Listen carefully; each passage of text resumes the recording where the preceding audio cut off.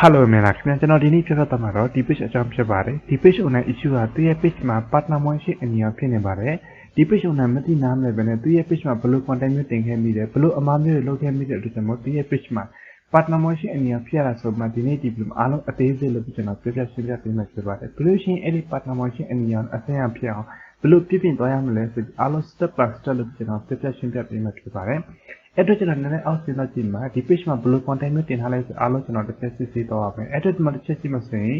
်ဒါကျတော့ကိုယ်ပိုင် video မဟုတ်ဘဲနဲ့အခြား page အခြား internet က video တွေကို edit လုပ်ပြီးတင်ထားဖြစ်ပါတယ်ဒီ page owner ကျွန်တော်စကားပြောတော့ကလွန်ခဲ့တဲ့၄-၅ ရက်တုန်းကသူ့ရဲ့ page မှာဘယ်လို content မျိုးတင်လို့ရမယ်တကယ်လို့ကျွန်တော်တို့ကိုယ်ပိုင် video တင်ဖို့မနိုင်အခြား page အခြား internet က video download လုပ်ပြီးတင်မှဆိုရင်တော့မှာပဲ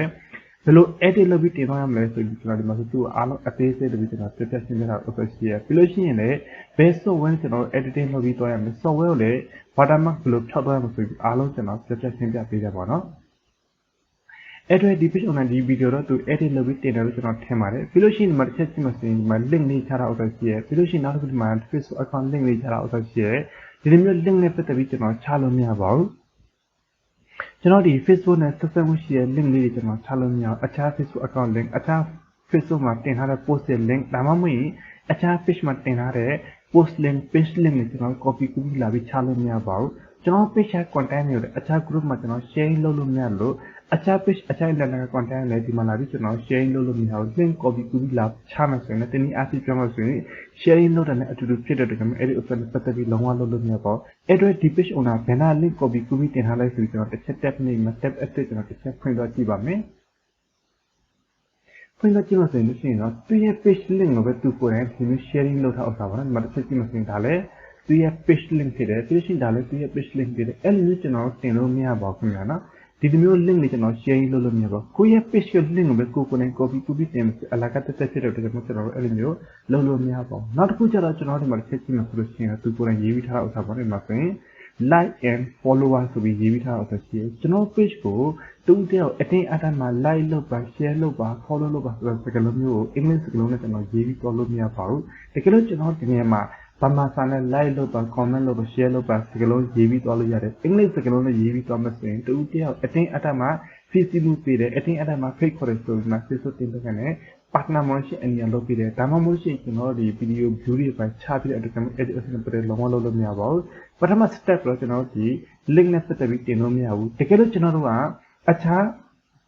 YouTube channel link ဘာညာတင်လို့တင်လို့ရတဲ့ကိစ္စမရှိဘူးပြီးလို့ရှိရင် Telegram link တင်လို့ရတဲ့ကိစ္စမရှိဘူး Viber link တင်တယ် Viber group Telegram link တင်တဲ့ကိစ္စမရှိဘူးတင်လို့ရတယ်ကျွန်တော်ဒီ Facebook နဲ့ system ရှိတဲ့ link လေးကျွန်တော်တင်လို့မရပါဘူး Facebook နဲ့ system ဆိုတော့ကျွန်တော်ဒီ Twitter တို့ဒါ Facebook တို့ Facebook page Facebook group ဒါမှမဟုတ်ရင်ဒီ Instagram link ဘာညာချမှဆိုရင်ကျွန်တော် page တွေကြာလိုက် issue တွေဖြစ်ပေါ်နေတယ်နောက်တစ်ခုကျတော့ဒီ video နဲ့ပတ်သက်ပြီး editing လုပ်ရ page လေး edit လုပ်ပြီးတော့ရပါတယ်ကျွန်တော် page ကျွန်တော် channel မှာဒီ video နဲ့ပတ်သက်ပြီးဘယ်လို editing လုပ်ပြီးတော့ရမလဲအားလုံးအသေးစိတ်လုပ်ပြီးကျွန်တော်ပြပြရှင်းပြအောင်ဆိုရှိဒီ page owner လည်းကျွန်တော်အားလုံးအသေးစိတ်ကျွန်တော်ပြပြရှင်းဒီ page owner အားလုံးနားလဲသဘောပေါက်တယ်ပြီးလို့ရှိရင်ကျွန်တော် video တင်တဲ့ခါမှာကျွန်တော် page ဒီလိုမျိုးအဝါရောင်လေးပြမှာဒီလိုမျိုးဒီ copy strike ဘာညာပြလို့ရှိရင်အဲ့ဒီ video ချက်ချင်းဖြတ်ပစ်လိုက်ပါတကယ်လို့မဖြတ်ဘဲနဲ့ကျွန်တော် page မှာဆက်လက်ပြီးထားမယ်ဆိုရင်ကျွန်တော် page quality အနည်းငယ်ဖြစ်တော့ခဲ့တယ်ဒါမှ page မှာ strike လာတာဘာညာဖြစ်တယ်ပေါ့နော်ဒါကြောင့်ဒီပထမအနေနဲ့သူကဒီအတိပေးတာပေါ့နော်သတိပေးနေတယ်ဒီမျိုးသတိပေးစာဝင်တခါလေးဖြတ်ပစ်လိုက်တာအဆင်ပြေပါတယ်ဒီ page ကကျွန်တော်ပြောတာပါဒီလိုမျိုးဖြစ်ရင်ကျွန်တော်ဖြတ်ပစ်ဖို့လိုလားကျွန်တော်ပြောတယ်ချက်ချင်းဖြတ်ပစ်လိုက်ပါကျွန်တော်သူ့ကိုပြောတဲ့အတွက်ကျွန်တော်အဆင်ပြေသွားခဲ့တယ်ပေါ့နော်နောက်တစ်ခုကြည့်မှဆိုလို့ရှိရင်တော့ဒီ page owner တင်ထားတဲ့ post အောက်မှာတစ်ချက်ကြည့်မှဆိုသူကိုယ်တိုင် comment မှန်းထားတယ်ပြီးလို့ရှိရင်အခုနကကျွန်တော်ပြောတဲ့ like and share ဆိုပြီးရေးထားတာပဲပြီးလို့ရှိရင်လည်းသူ့ရဲ့ page ရဲ့ link ကိုပဲသူကိုယ်တိုင် comment လာမှန်းထားတယ်အဲ့လိုမျိုးဥစ္စာတွေပတ်သက်ပြီးလုံးဝလုပ်လို့မရပါဘူးကျွန်တော်ဒီ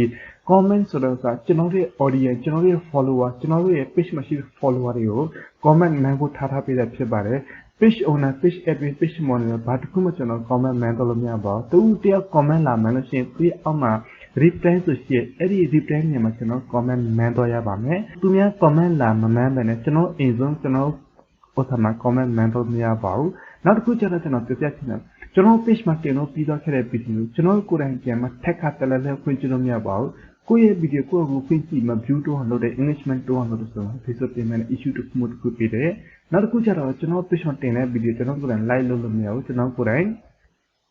sharing လုပ်လို့မရပါဘူးဒီ sharing like follower comment ပါညာဆိုကျွန်တော်တို့ follower အတွက်ကျွန်တော်တို့ audience အတွက်လောက်ထားတဲ့အတွက်ကြောင့်ဒီဥစ္စာတစ်ချက်နားလည်စေချင်တယ်တချို့ကြောင့်ရှိရကျွန်တော် page မှာတင်တဲ့ video တွေကိုကျွန်တော်ကိုယ်တိုင်အတင်းအဓမ္မဖွင့်ကြည့်တယ်ပြီးလို့ရှိရင်အခြား phone တွေနဲ့ဖွင့်ကြည့်တယ် internet တစ်ခုတည်းသုံးပြီး AR website တစ်ခုတည်းသုံးပြီးအခြား phone တွေနဲ့ဖွင့်ကြည့်လို့မရဘူးလို့အခြား Facebook account တွေနဲ့ sharing လုပ်လို့မရပါဘူးပြောမစင် wifi id address တူတဲ့အတွက်ကြောင့်ကျွန်တော်အဲ့ဥစ္စာတက်ပြီးလုံးဝလုပ်လို့မရပါဘူးတကယ်လို့ကျွန်တော်တို့ copy video တင်ထားပေါင်းများတယ်ဆိုလို့ရှိရင်တရားစစ်စစ်တင်မှာတကယ်လို့အမှားတစ်ခုပါသွားခဲ့တယ်ကျွန်တော် page က partner ဝင်ရှင်းနေဖြစ်သွားခဲ့တယ်ပြီးလို့ရှိရင်ကျွန်တော်ဒီ page policy ပါတဲ့အနည်းဖြစ်တော့အဲ့ဥစ္စာတစ်ချက်သိထားဖို့လို့တယ်နောက်တစ်ခုကျတော့ကျွန်တော်ဒီမှာတစ်ချက်ကြည့်မှဆိုတော့တချင်းနဲ့ပတ်သက်ပြီးတင်ထားတယ်တချင်းနဲ့ပတ်သက်ပြီးကျွန်တော်ရဲ့ page မှာလုံးဝတင်လို့မရပါဘူးတချင်းနဲ့ပတ်သက်ပြီးဘယ်လိုမျိုး edit လုပ်လို့ဘာမှတချင်းတင်နေဆိုရင်တော့ချက်ချင်း straight မလာပြီမဲ့နောက်ထပ်15ရက်နေမှနောက်ထပ်တစ်လနေမှဒါမှမဟုတ်နောက်ထပ်ရက်ပေါင်း60နေမှအဲ့ချိန်မှာသူက straight လေးလာတာပေါ့နော်တကယ်လို့ကျွန်တော်တို့ကအင်္ဂလိပ်တချင်းအင်္ဂလိပ်စကားပါနဲ့တင်လို့ဆိုရင်တော့ချက်ချင်းကျွန်တော် page မှာ copy လာဖို့နိုင်တယ်စကားနဲ့ပတ်သက်ပြီးကျွန်တော် edit လုပ်တော့ရတယ်ဒါပေမဲ့တချင်းနဲ့ပတ်သက်ပြီးကျွန်တော် edit လုပ်လို့မရပါဘူးဘယ်လိုပဲလုပ်လို့တချင်းနဲ့ပတ်သက်ပြီးတင်မှဆိုအနည်းနဲ့အမြန် copy လာလို့လာတဲ့အတွက်ကျွန်တော်တင်လို့မရဘူးဘာမှတချင်းတင်နေဆိုရင်တော့နည်းနည်းကြာမှသူ straight ပါညာလာတယ်တကယ်လို့ overseas ရဲ့အင်္ဂလိပ်တချင်းပါညာ overseas နိုင်ငံတချင်းပါညာတင်လို့ဆိုရင်ချက်ချင်း straight လာတယ်ပြောမှဆိုရင် eligible ရှိတဲ့ country နိုင်ငံကဒီတချင်းပါညာတင်လို့ဆိုရင်ချက်ချင်း straight လာဖို့နိုင်တဲ့အတွက်ကျွန်တော် edit option နဲ့ပတ်သက်လုံးဝလုပ်လို့မရပါဘူးဒီ page မှာလည်းဒီ option နဲ့ပတ်သက်ပြီးဖြစ်ပြရမယ်ပြီးလို့ရှိရင်link နဲ့ပတ်သက်ပြီးမှအားလုံး edit လုပ်ပြီးတော့ရပါမယ်နောက်တစ်ခုကျတော့ကျွန်တော် page မှာတင်တဲ့အခါမှာ post တင်တဲ့အခါဒီလိုမျိုးကျွန်တော် page မှာတစ်ခေါက်တင်ပြီးသွားတဲ့ post ကိုနောက်တစ်ခေါက်ကျွန်တော်ဒီမျိုး copy မှာနောက်ထပ်ကျင် post တင်တဲ့အခါမှာကျွန်တော် page လုပ်ပြီးတင်မှဆိုရင်ကျွန်တော် page က partner mention အနေနဲ့ဖြစ်သွားမယ် reuse content ဖြစ်တယ်အဲ့ဒီ option နဲ့ပတ်သက်လုံးဝလုပ်လို့မရဘူးတကယ်လို့ကျွန်တော်တို့ကအခြား page အခြား internet မှာတင်ထားတဲ့စာသားတွေကျွန်တော်သဘောကျလို့ copy ကျွန်တော် page မှာတင်ချင်တာဆိုရင်တော့အဲ့ဒီစာသားတွေ copy လာပြီးမှကျွန်တော်တို့ note ထဲမှာချပါပြီးရင်အပေါ်ဆုံးတစ်ကြောင်းဖြတ်မှအဲ့ဒီတိုင်းရေးထက်ပါအလဲတစ်ကြောင်းဖြတ်ပါအဲ့ဒီတိုင်းရေးထက်ပါအောက်ဆုံးတစ်ကြောင်းဖြတ်မှအဲ့ဒီတိုင်းရေးထက်မှ credit ပါညာဖြစ်ပြီးမှကျွန်တော် page မှာတင်ပြီးသွားမယ်ဆိုရင်တော့ 100% reuse content လုပ်ခင်ပါတယ်အတွက်ဒီ page owner ပြောနိုင်မယ်သူရဲ့ partner မရှိအနည်းဖြစ်တာနေရာကျွန်တော်တစ်ချက်သွားပြမယ်အခုလည်းကျွန်တော်ပြတဲ့ဥစ္စာတော့သူနဲ့ကျွန်တော် Telegram မှာစကားပြောထားဥစ္စာလေးကျွန်တော်နည်းနည်းပါပြပြီးဖြစ်အဲ့ဒါကျွန်တော်မှာသူ page ခေတဲ့ student ချက်သွားမှာပြီးလို့ရှိရင်ချက်ဒီ publishing tool လို့ချက်လာမယ်publishing tool လို့ချက်လာပြီးတော့ကျွန်တော်ဒီဘယ်နေရာမှာတချင်းလေးတင်ထားတယ်ဘယ်နေရာစကားလေးတင်ထားဘယ်နေရာအမားလေးလောက်ထားတယ်ဘယ်နေရာမှာကျွန်တော်တို့ edit မလုပ်ဘဲတင်ထားတယ်အဲ့ဒီ video လေးဆိုကျွန်တော်ဒီလိုမျိုးလေးအမှတ်လေးချက်မယ်ဒီလိုလေးကျွန်တော်ဒီ big ပေါင်းလေးမှာကျွန်တော်အမှတ်လေးချက်ပြီးကျွန်တော်ဖြတ်သွားလို့ရတာပေါ့နော်ဒါကြကျွန်တော်နောက် step တစ်ခုမှကျွန်တော်လောက်တော့မှဖြစ်ပါတယ်အင်းဆိုကျွန်တော်သူ့ရဲ့ partner machine ကိုသွားမဲ့အတွက်ကျွန်တော်ဒီမှာ machine ကျွန်တော်တစ်ချက်နေမယ်machine နေပြီးဆိုဒီမှာတစ်ချက်ကြည့်မှဆိုရင် machine issue ဆိုပြီးပြတယ်အဲ့တော့ကျွန်တော် CD တွေနေပြီးသွားမှဆိုလို့ရှိရင်ဒီမှာသူ့ရဲ့ issue ဖြစ်နေဥစ္စာလေးပြတာပေါ့နော်ပြီးလို့ရှိရင်ကျွန်တော်ဒီ partner machine အဓိကသွားမဲ့အတွက်ကျွန်တော်ဒီဥစ္စာတစ်ချက်နေမယ် view page eligible တစ်ချက်နေပြီးမှကျွန်တော်ဒီမှာဆိုရင်ဒီဥစ္စာတစ်ချက်နေသွားမယ်ဒီမှာ partner machine အနေနဲ့ဖြစ်တာပေါ့နော် partner machine အနေနဲ့ဘာကြောင့်ဖြစ်လဲဆိုအကြောင်းအများကြီးရှိတယ်ကျွန်တော်တစ်ချက်ဒီမှာနေလဲဆိုကျွန်တော်ဒီပုံစံပေါ်လာမယ်ဒီပုံစံပေါ်လာဆိုကျွန်တော်ဒီမှာတစ်ချက်ကြည့်မှဆိုလို့ရှိရင်တော့ limited original of content အခုလည်းကျွန်တော်ပြောတဲ့အတိုင်းပဲ share content that was an original or reuse content repurpose content ဘာညာစီတူပြောထားအများကြီးရှိတယ်ပြီးလို့ရှိရင်ကျွန်တော် limit add value ဘာညာစီပြောထားဆိုရှိရမယ် limit add value ဆိုတော့ကျွန်တော်တို့ကိုယ်ပိုင် content မဟုတ်ဘဲနဲ့အခြား internet content တွေကျွန်တော် download လုပ်ပြီးကျွန်တော် page မှာတင်မှာဆိုပြန်မှ editing လုပ်တော့မှာ specially edit လုပ်မှာကျွန်တော်တင်ပြီးတော့မှာဆိုရင် 100% copyright လုပ်ခင်နဲ့ direct download ဆိုပြီး direct တင်လို့မရဘူးเนาะပြောမှဆို limit add value ဆိုကျွန်တော်တို့ညင်ချင်းနည်းနည်းပါ add လုပ်ပြီးသွားရပါမှာเนาะကျွန်တော်အခုနကပြောတယ် sharing content and original content နဲ့ပတ်သက်တင်လို့မရဘူး reuse content repurpose content ဆိုကျွန်တော် page မှာတင်ပြီးတော့ content တင်ပြီးတော့စာသားတွေပြန် copy ပြန်တင်လို့မရဘူးတင်ပြီးတော့ tab ပေါ်နောက်ထပ်ချင်းပြန်တော့တင်လို့မရဘူးနောက်ထပ်ချင်းပြန်တော့ဒီမှာအားလုံး edit လုပ်ပြီးတင်ပြမှာပေါ့ okay ဒီဥစ္စာနဲ့ပတ်သက်ပြီးအားလုံးနားလည်သဘောပေါက်ပြီမှာကျွန်တော် page ကဘာကြောင့် partner machine အနေနဲ့ဖြစ်ရတာပဲဘာကြောင့် limited original content လာရတာပဲဒီဥစ္စာဘယ်လိုမျိုး request တွေတင်လာမလဲဆိုကျွန်တော်နောက်ထပ် video တစ်ပုဒ်ကျွန်တော် suggestion ပြပေးမှာဖြစ်ပါတယ်ဒီဥစ္စာကျွန်တော်ဒီ page owner လည်း video လုပ်မှတစ်ချက်ပို့ပြီးတော့ပြောတဲ့အတွက်ကျွန်တော် video လုပ်ပြီးအချင်းဖြစ်တာပါเนาะပြီးလို့ရှိရင်ဒုတိယ video မှာကျွန်တော်ဒီ page ကျွန်တော်အားလုံး fix လုပ်ပြီးမှ page setting setup အားလုံးသင်ပြီးမှအဲ့ဒါမှကျွန်တော် request တွေတင်ဖို့ဒီနေ့ပတ်သက်ပြီးကျွန်တော်ပြပြပေးမယ်တချို့လူတွေရှိရဒီမတိနားမလဲပဲနဲ့သူတို့ကဒီ page ဘာကြောင့်အမှားဖြစ်တယ်ဘာကြောင့်သူတို့ page မှာ issue လာတယ်သူတို့ကိုယ်တိုင်မတိပဲနဲ့အရင်ဆုံး request တွေသွားပြီးတင်လိုက်ခါမှာ request တွေတင်လို့ရရင်ကျွန်တော် page ကပြန်မစိမ့်လာပဲနဲ့ပြန်မကောင်းလာပဲ ထပ်ပြီးမှစိုးသွားခဲ့တဲ့ဥစ္စာအများကြီးရှိတဲ့အတွက်ကြောင့်အိမ်ဆုံးကျွန်တော် page မှာဖြစ်တဲ့ issue တွေကျွန်တော်တခြားလေး clean လုပ်ပြီးမှကျွန်တော် page က right ဖြစ်ပြီဆိုမှအဲ့ဒါမှ request တွေတင်လို့ရပါတယ်ခင်ဗျာနော် okay ဒီနေ့ဒီလိုလောက်ပဲအားလုံးကျွန်တော်ကျေးဇူးတင်ပါတယ်တကယ်လို့လူချင်းမျိုးတော့တင်တဲ့ဘာညာတက်နေဆိုရင်တော့ကျွန်တော်ရဲ့